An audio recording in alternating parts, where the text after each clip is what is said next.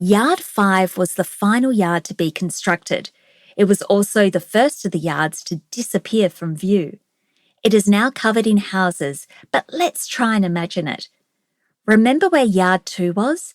Yard 5 was built on the other side of Yard 2, yards being named in the order they were built rather than their position. Built in 1852, it was the most modern and spacious of the yards. Along its wall adjoining Yard 2 ran a two-storey building. On the ground floor was a mess room where 400 women could be fed in one sitting from a kitchen which had boilers and scullery. At night, the mess room became a school where the women were instructed in religious education. Upstairs was a dormitory for 212 women. The women who slept here were pass holders awaiting employment. They were not undergoing secondary punishment, and so security here was minimal. The dormitories had windows and skylights, unlike that closed, unventilated dorms in Yard 1, and a fireplace. Pipes now brought water from the rivulet to the factory, and Yard 5 had flushing separate toilets, far more hygienic and private than the communal privies of the other yards. Superintendent May also made changes to Yard 1 and Yard 2. In Yard 1, he had the inner walls and central buildings demolished and stone steps built in front of the chapel's entrance.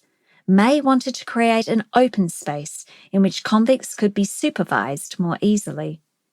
Yard 2 was remodelled, again for surveillance purposes.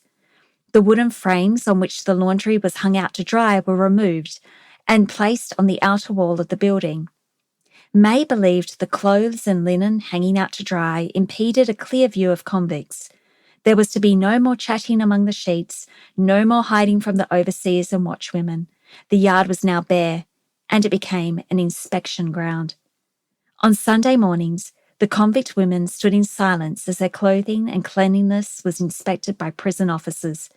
The superintendent read out notices, and in a shaming exercise, the names, offences and sentences of women guilty of any misconduct that week. During these Sunday morning musters, the women convicts were forbidden from speaking to the superintendent or any officer. Hygiene and problems with overcrowding may have improved, but very little improvement was made in the well-being of convict women, especially in those final years of the factory where an intrusive regime of constant surveillance was implemented.